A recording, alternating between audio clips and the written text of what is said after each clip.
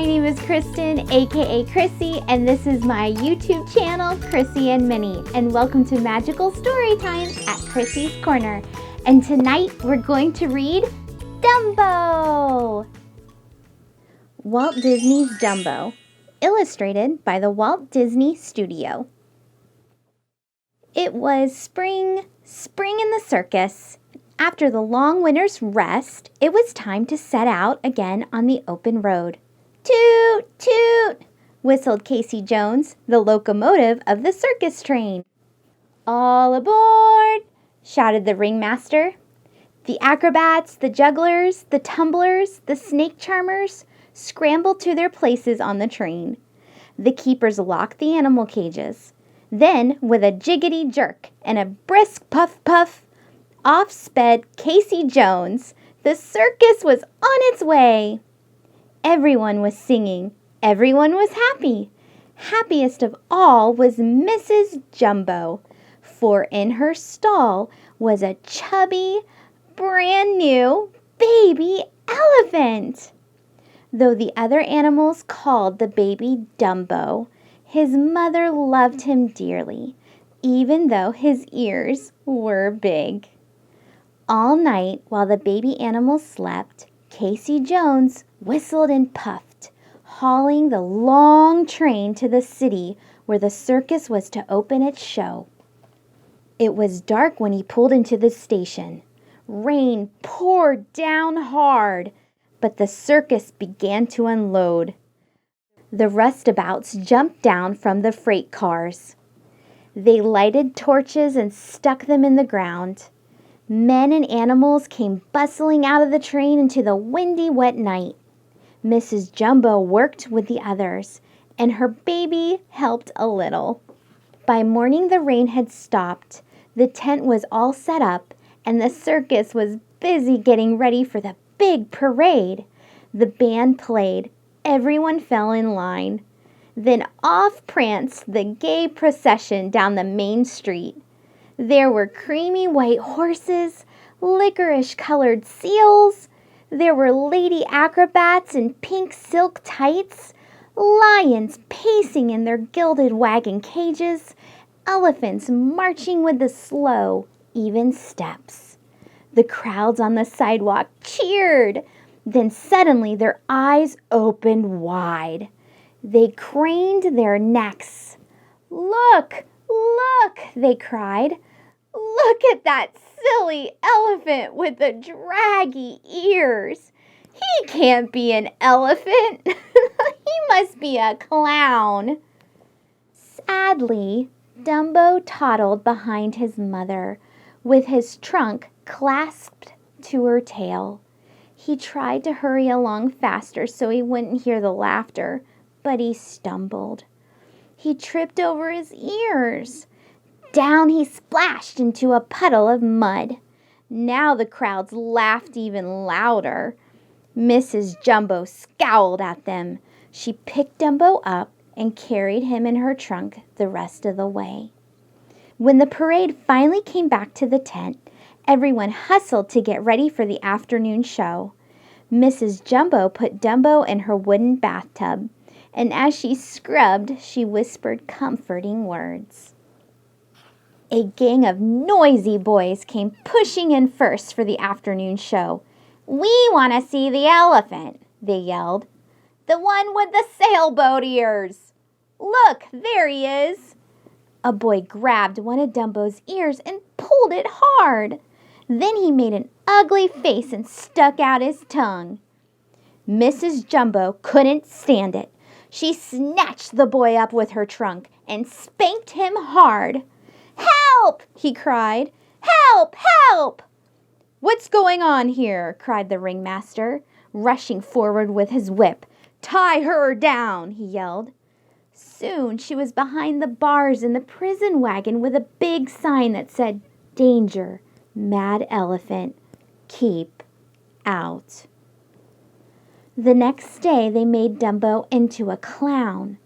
They painted his face with a foolish grin and dressed him in a baby dress. On his head they put a bonnet. They used him in the most ridiculous act in the show, a make-believe fire. Every night he had to jump from the top of a blazing cardboard house down into a fireman's net. The audience thought it was a great joke. But Dumbo felt disgraced. "He's a disgrace to us," the big animals agreed, and they turned their backs on him. Hidden in a pile of hay was Timothy Mouse, the smallest animal with the circus. "They can't treat the little fellow that way," he muttered. "Not while Timothy Mouse is around." "Hey there, little fellow," he called to Dumbo. "Don't be afraid, I'm your friend. I want to help you." Timothy ran up toward Dumbo's ear. "We'll get your mother out of jail, you and I together, and we'll make you the star of the show. You'll be flying high." "Say," he went on, staring at Dumbo's ears, "those ears are as good as wings. I'll teach you to fly." Quietly, Dumbo crept out of the tent with Timothy, and soon they came to the prison car on a siding. Dumbo told his mother all about the clown act and how unhappy he was without her, and about the wonderful idea Timothy had for making him a success. Mother Jumbo listened sympathetically, stroking him gently with her trunk. "Don't you worry, baby," she told him. "You're having a hard time now, and I'm sorry I can't be with you to help. But just remember, always do your best. And, as Timothy says, you'll soon be flying high." Then sadly they said goodnight, and Timothy and Dumbo continued on their way. Out on the bare fields in the starlight they went to work. With Timothy as teacher, Dumbo practiced running and jumping and hopping. He stretched out his wings and flapped them. 1, 2, 3, 4. But hard as he tried, Dumbo could not leave the ground. At last, almost too tired to stand, the two friends gave up and started gloomily back toward the sleeping circus. "Don't worry, Dumbo," Timothy whispered as he curled up on Dumbo's hat brim for a good night's sleep. "We'll have you flying yet." So Dumbo fell asleep with a tired smile on his face and a beautiful dream in his heart. In the dream, he was flying as easily and gracefully as a bird, soaring through the air, high above the circus. It was a wonderful dream, and it seemed very real to Dumbo. The morning sun arose. Timothy was the first to awaken. He blinked and looked up. Just above him, 4 old black crows sat and stared at him. Why, yawned Timothy, rubbing his eyes. "Where am I?"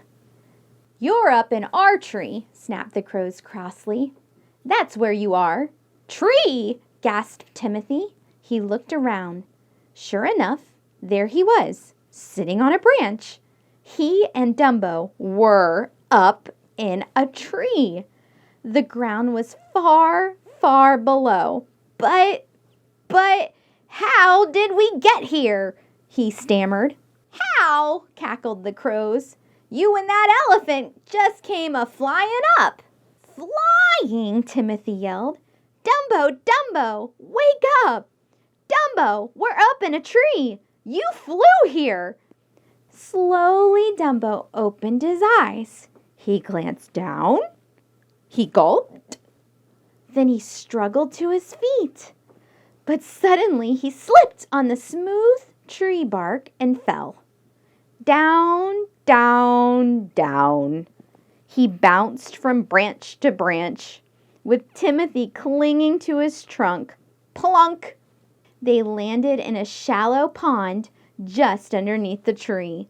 The crows chuckled and cawed from above.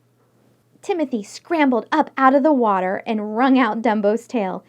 "Dumbo," he panted, "you can fly! If you can fly when you're asleep, you can fly when you're awake. Your ears, Dumbo, they're your fortune." He grabbed one of Dumbo's wet ears and patted it. "You won't be a clown anymore. You'll be famous. The only flying elephant in the whole wide world."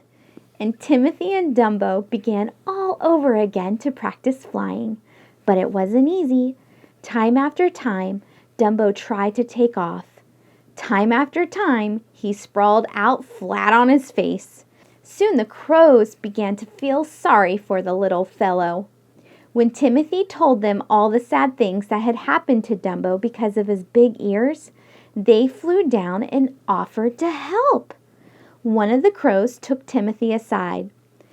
"Flying's just like swimming," he whispered. "It's just a matter of believing that you can do it." He turned and snatched a long black feather from his tail. "Here, take this. Tell the baby elephant it's a magic feather. Tell him if he holds it, he can fly." The boss crow winked and flew off. Timothy handed Dumbo the feather and scurried up his trunk to the brim of his cap. The trick worked like a charm. The very instant that Dumbo wrapped the tip of his trunk around the feather, flap, flap, flap went his ears. Up into the air he soared like a bird.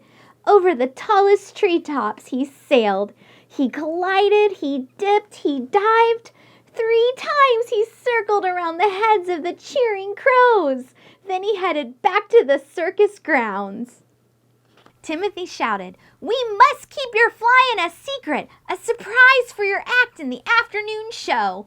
No one noticed Dumbo when he and Timothy came quietly back.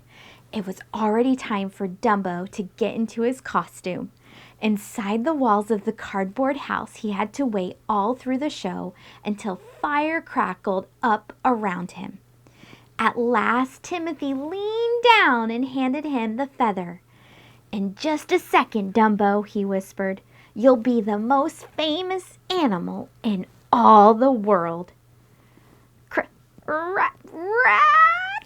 crack, crackled the fire. The clown act was on. Flames shot up all around the cardboard house.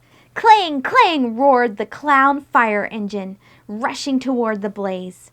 From the far end of the ring, a red-headed mother clown came running. "Save my baby!" she screamed. "He's on the top floor!" The firemen brought a big net and held it out. "Jump, my darling baby, jump!" shrieked the mother clown. Dumbo jumped, but as he jumped, the black feather slipped from his trunk and floated away. Now his magic was gone, and Dumbo plunged down like a stone. "You can fly!" Timothy shouted frantically. "The feather's a fake! You can fly!" Dumbo heard the shout and doubtfully spread his ears wide. Not 2 feet above the net, he stopped his plunge and swooped up into the air. A mighty gasp arose from the audience. They knew it couldn't be, but it was. Dumbo was flying. While the crowd roared its delight, Dumbo did power dives, loops, spins, and barrel rolls. He swooped down to pick up peanuts and squirted a trunk full of water on the clowns. The keepers freed Mrs. Jumbo and brought her to the tent in triumph to see her baby fly. So all of Dumbo's worries had come to an end. By evening, Dumbo was a hero from coast to coast. Timothy became Dumbo's manager, and he saw to it that Dumbo got a wonderful contract with a big salary and a pension for his mother. The circus was renamed Dumbo's Flying Circus, and Dumbo traveled in a special streamlined car. But best of all, he forgave everyone who had been unkind to him, for his heart was as big as his magical ears. The end.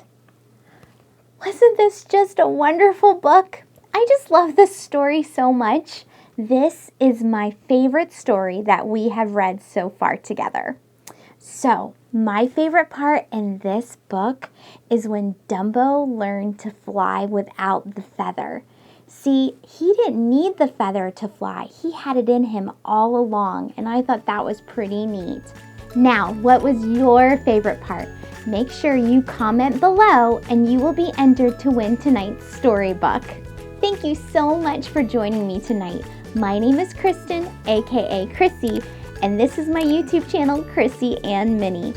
And thank you for joining me and Dumbo at Magical Storytime at Krissy's Corner. And we will see you real soon.